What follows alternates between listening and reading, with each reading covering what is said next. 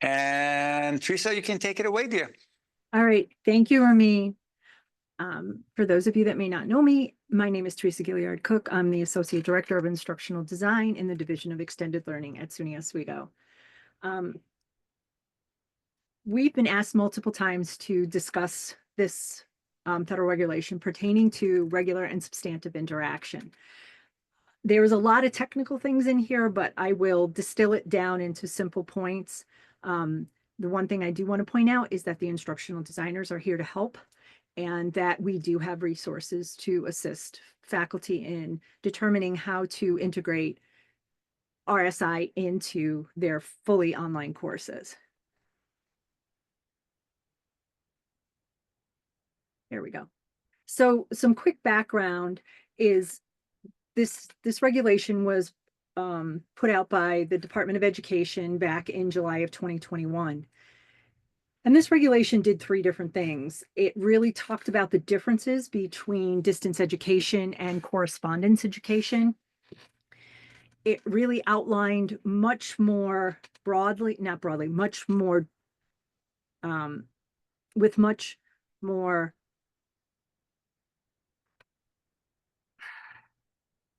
bear with me a minute, with more detail, thank you, of what instructors needed to do to make sure that they were including appropriate interactions with their students.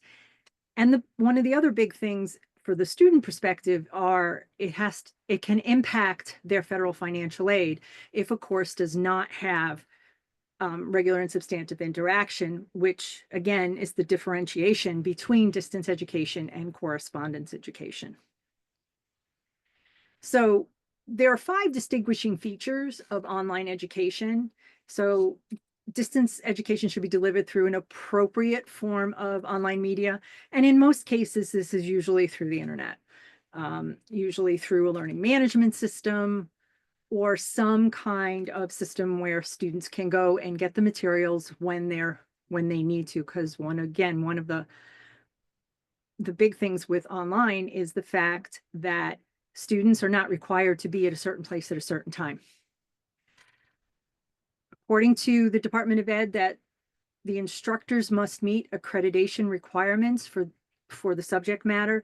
So some schools have those accreditors, such as our School of Business.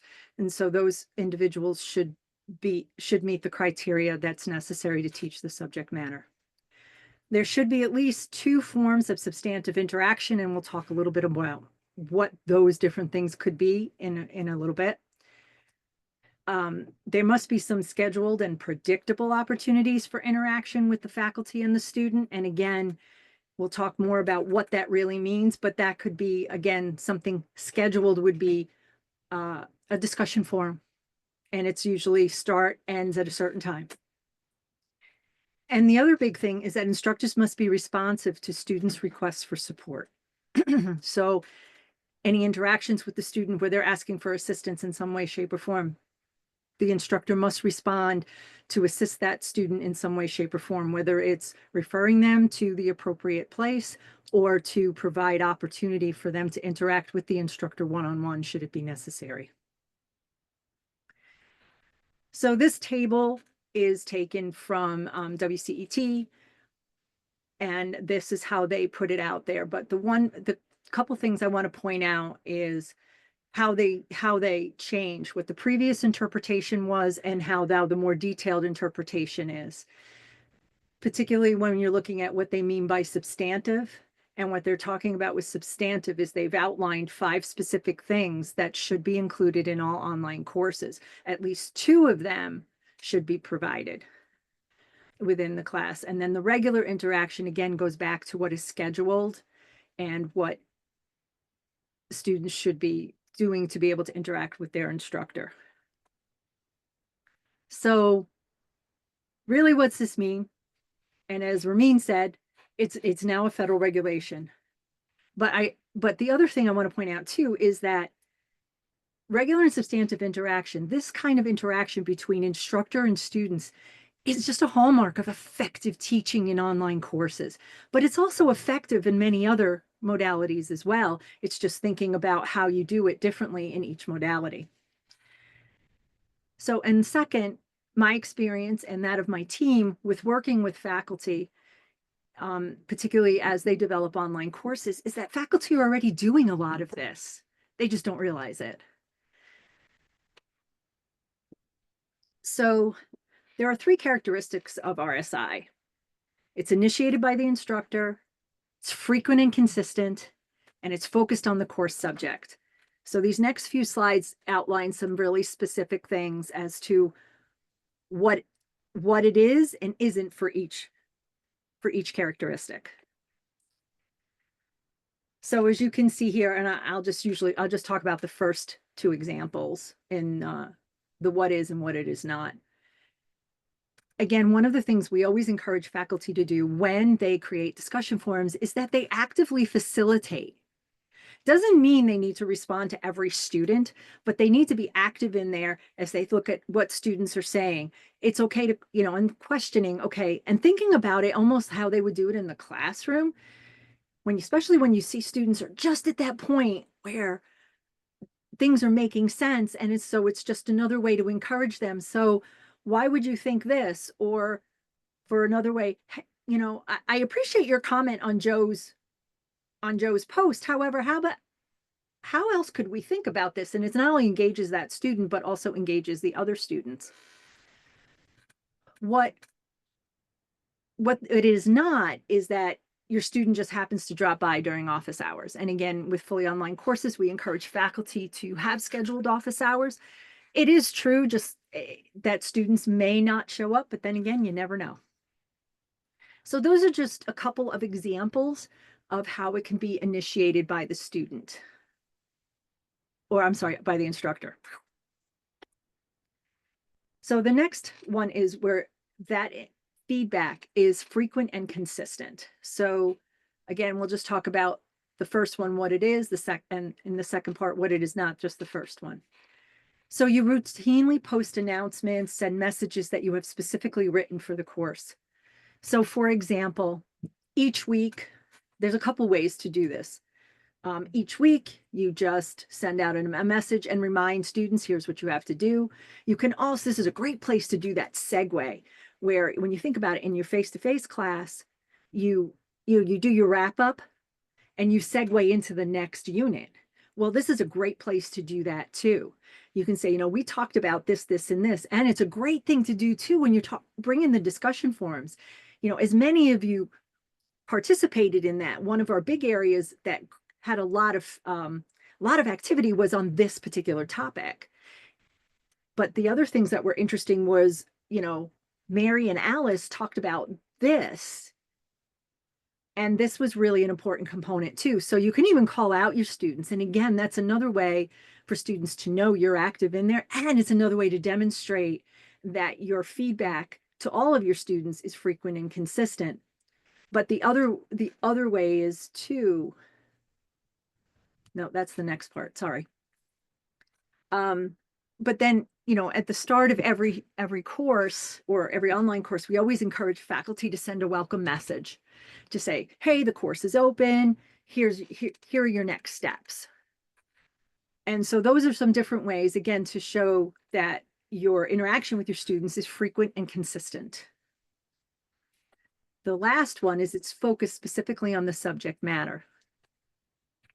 So again, you send a message previewing concepts introduced in the next unit, listing questions for students to have in mind when they're reading the textbook chapters. Again, some different ways to do that. You can certainly use announcements to do some of that.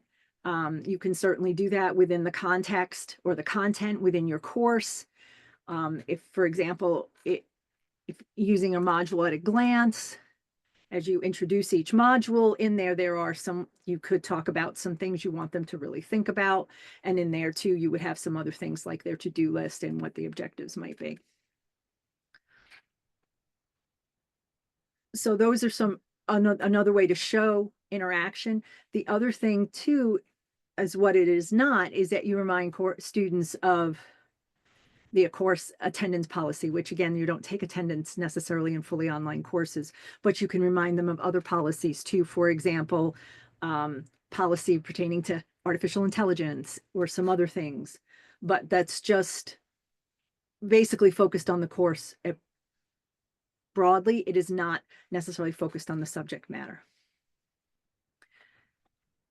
So there's a series of different ideas that you can use or implement when you think about regular and substantive interaction. And one of the things, again, we always encourage faculty is you set your expectations very clearly in your syllabus.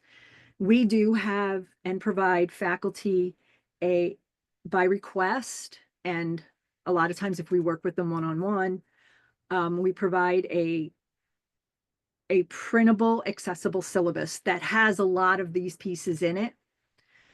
We provide some suggestions and ideas in there for how faculty can set those clear expectations. You think about it you do that in your face-to-face course. Well, you obviously need to do that in your online, though that can potentially make your syllabus much, much longer.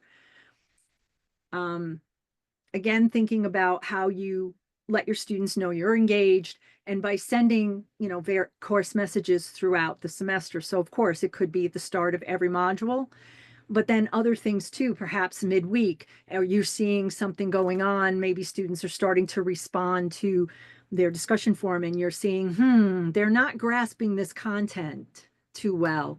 So you think to yourself, okay, what do I do? Maybe you create a 3-minute video to help clarify certain points, but you send an announcement saying, hey, I'm seeing this. Here's some information, or here's a little video to help you work through this material. Provide timely, individualized, and in-depth feedback on student work. This is one of the biggest complaints we hear from students is they don't get enough feedback. And the feedback does need to be as detailed as possible. And it can be through different means. You can do it obviously right through written. You can do it through video. So there's a couple different ways you can do it. It's just really important that students get feedback, especially if one assignment builds on another. And the other thing we hear from students too is sometimes they don't get any feedback, and there's another section of it due they do an assignment, they don't get any feedback, but that assignment builds on the next one. And that is really frustrating for students. And that's something, it's in the literature. We hear about it too through various means. And that is really, really frustrating for students, especially if they really do need the feedback because maybe they're not quite understanding what is expected of them. Schedule at least office hours. It's great if you can schedule review sessions, but if you do, realize all students can't come, so record it. If there's tutorials, again, that kind of goes what I've said too about if you find students are having an issue with an area. But you, as a subject matter expert, you can think about it in your experience teaching this course, regardless of modality, where are your sticking points, so you can even create some of that ahead of time.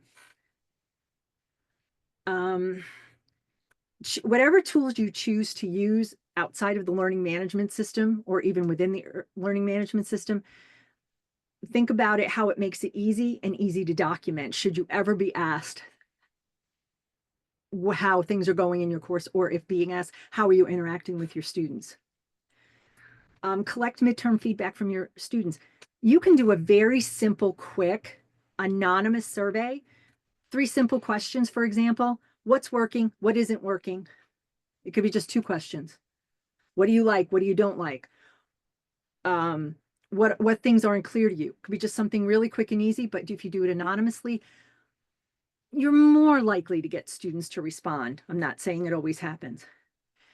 Other thing you can do is certainly ask your colleagues, what do you think? Is this right? Especially those, maybe you're not as an experienced as an online instructor as somebody else in your department, and that could be that. You can also ask us for feedback as well.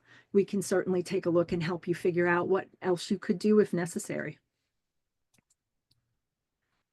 So we can help if you're having any questions or concerns about doing this. We can certainly provide workshops for departments and divisions if requested. And again, these workshops don't have to be long. They can be, 20 minutes, and then the rest, if it's an hour, the rest of it could be working one-on-one with faculty or in small groups, answering additional questions.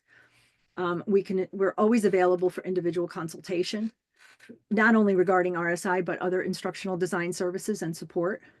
And we also have additional resources that are on our website, and I've provided the links here in the presentation.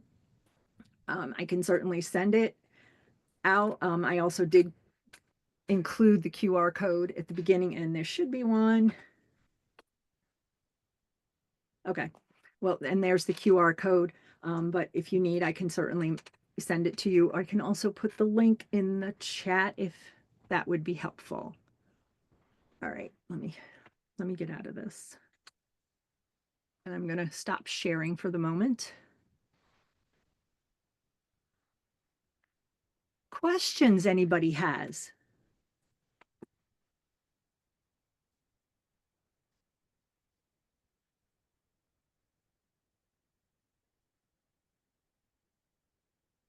Well, that was great, Theresa. Thank you very much. I'm heading toward the front of the room, so it's going to take me a minute. I'm gone. That's okay.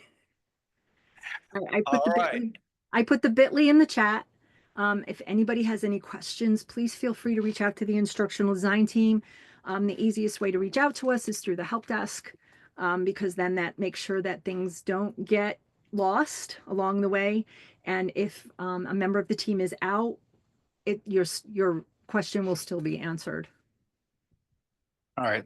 That's a good tip.